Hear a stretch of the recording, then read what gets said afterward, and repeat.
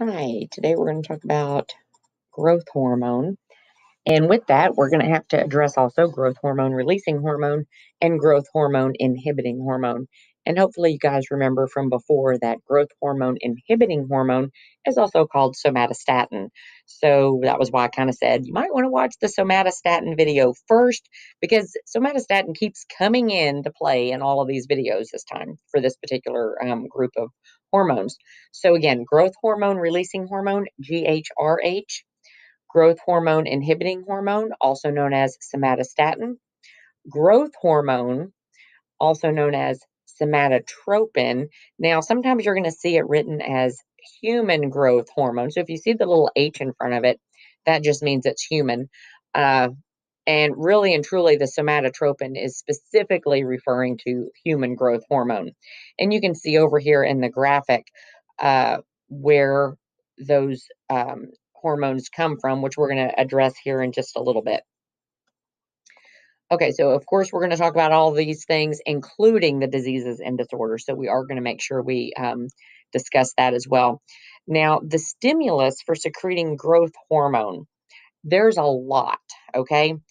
Um, so, bottom line is growth hormone is going to be affected and it's going to be secreted when you're missing sugar, when sugar levels are low. So, when we're talking about sugar levels being low, this includes low fatty acids and low protein. Okay, so all of these factors, because those are your macromolecules. So when we're talking about sugar, that kind of all plays in and ties in together there. So if you've got low sugar, if you've got low fatty acids, if you've got low proteins, you're going to be in a starvation kind of mode. And growth hormone is going to provide those nutrients in the blood. So it's going to break down things to be able to have the sugar, the fatty acids, and the protein in the blood. Trauma and stress can cause increase in growth hormone releasing hormone. Exercise, so this is that fight or flight, this sympathetic stimulation. Testosterone, estrogen, these also increase growth hormone. So if you kind of think of increased growth hormone secretion, so if you kind of think of growth hormones going to be secreted during sympathetic stimulation and the kinds of things that you need during that time, that's what's lacking.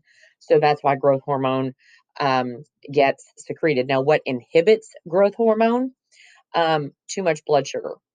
So if you have high blood sugar, you don't need growth hormone being secreted because what is growth hormone going to do? It's going to put more sugar in your blood. If you've already got a lot of fatty acids in the blood, then you don't need growth hormone being secreted because, again, that's a trigger for secretion. As you age, as you're obese, again, if you're obese, you probably already have an increased amount of blood sugar. Now, somatostatin, this is an inhibiting hormone. Uh, Growth hormone presence is also going to inhibit the secretion of growth hormone. And then we're going to talk about these insulin like growth factors, which have also been known to be called somatomedins, but we're just going to use the word insulin like growth factors. So we're going to talk about that as well. So if that's present, you might as well just say growth hormone is present. So insulin like growth factors, they're kind of going to end up doing the same thing. So if insulin like growth factors are present, that's really telling you there's a lot of growth hormone present. So where are these secreted from? Growth hormone releasing hormone and growth hormone inhibiting hormone, somatostatin, are going to be secreted from the hypothalamus. So it's going to secrete growth hormone releasing hormone, which you can see the plus sign there. And then somatostatin, also known as, again, growth hormone inhibiting hormone. And you can see the negative sign there. So the presence of growth hormone releasing hormone will positively result in growth hormone being secreted. Somatostatin with the negative sign will mean you're not going to secrete growth hormone. Now, growth hormone is secreted from the anterior pituitary, specifically cells called somatotrophs. Those are the cells in the anterior pituitary that specifically secrete growth hormone. And then we can see that growth hormone is going to target, yes, body cells, but it's also going to target the liver, and the liver is going to secrete this molecule called insulin-like growth factor, which we're going to take a look at here in just a second as well. So I probably should have put insulin-like growth factors on this screen, but I didn't. We're going to address that in just a little bit. Now, what are the target cells of the organ? Basically, growth hormone is going to affect all cells in the body. Bottom line, it is going to increase linear growth, which means you're going to get taller. It's going to increase muscle mass. It's going to decrease body fat because you're going to be using that body fat to build more muscle and to let bones get larger. So you're going to need that body fat and sugar. So growth hormone stimulates body growth all over. It increases the secretion of insulin-like growth factor. IGF is insulin-like growth factor. So if growth hormone is present, this will be secreted by the liver. It stimulates the breakdown of lipids, which means we're going to provide the building blocks necessary to have more sugar in the blood. It opposes insulin. Again, what does insulin do? Insulin puts sugar into the cells and stores it. So we're trying to have the sugar available in the blood. It also is going to oppose lipid metabolism. So we're not going to make lipids. We're trying to get those building blocks available. Generally, it causes growth in almost every tissue in the body that is capable of growing. So that is the result of growth hormone. So let's talk a little bit about insulin-like growth factor. So growth hormone causes the liver, and there are other tissues in the body as well that secrete insulin-like growth factor, but the liver is the primary one we're going to talk about. And when you have insulin-like growth factor present in the blood, that just means, body cells are going to grow, and everything that's capable of growing is going to start growing. So growth hormone triggers the release of insulin-like growth factor. So they work hand in hand. An insulin-like growth factor is going to allow development and growth of many different body structures. So again, you've got growth hormone acting, but you also have in the background insulin-like growth factor acting as well. So specifically, we're just going to say it results in body-wide growth. What class of hormone? It's a protein hormone. It is 190 amino acids long. You don't have to know that. I do like to put the primary structure up there so you can kind of see all the different amino acids that make it up. And remember, amino acids, like we said before, can be indicated by a single letter, or they can be indicated by a 3-letter abbreviation, or by the entire name. And then this is just what the tertiary structure ends up looking like for growth hormone. So just kind of cool, but it's a protein hormone. Now, some diseases and disorders. Hyposecretion of growth hormone. That means we don't have very much growth hormone being secreted.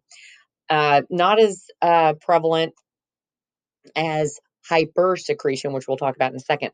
Now, hyposecretion, it could come from there's so many different types of hyposecretion of growth hormone. So it could be present at birth, it could be acquired through some kind of trauma, or it could be of some unknown cause, idiopathic.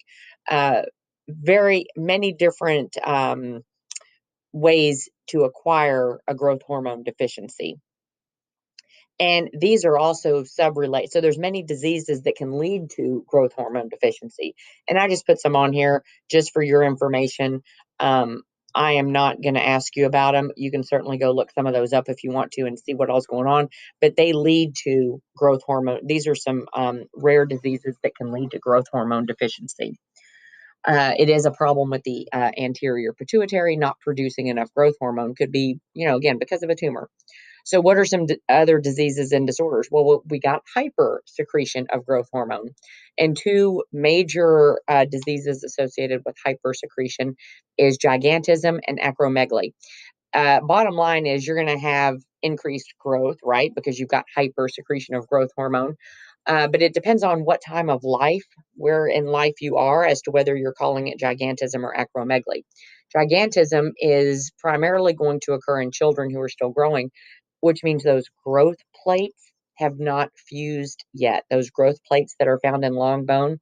So that means linear growth is still possible during childhood, and that's gigantism. Now, if growth hormone is over-secreted during adulthood, you're going to not get that linear growth so much. That's called acromegaly.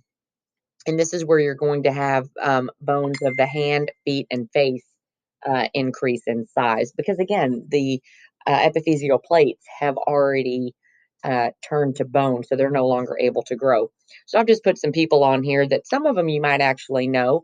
Uh, this guy over here, I want to say his name is Wardlaw. His last name is Wardlaw. He's 8 foot 11 inches. This would be gigantism. Okay, that would be gigantism.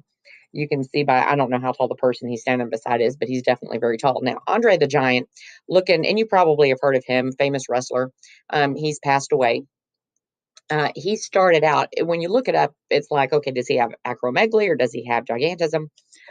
Looking, and that's why I put this on here, looking at his height as he aged, at 12 years old, he was 6'3", which tells me he had some gigantism going on. He had some abnormal height at a young age prior to his bones fusing. And then later on in adulthood, it continued. So that led to acromegaly. So he ended up being a total about 7'4". So not quite the tallest man in the world kind of situation. And then somebody else you might know, which had just the acromegaly part. Interesting. I did not know that. If you all ever watched the Jeffersons from a long time ago, 1970 show, Mr. Bentley, his name is Paul Benedict. He had acromegaly. I did not know that. That was just kind of something I discovered, so I thought I'd put that on there because I just remember him from this TV show. And so this right here would represent somebody who has acromegaly. You can see the exaggerated facial expression, the exaggerated hands. So the difference is hands, feet, and face with acromegaly, whereas gigantism is more of a height issue. And that's it for growth hormone.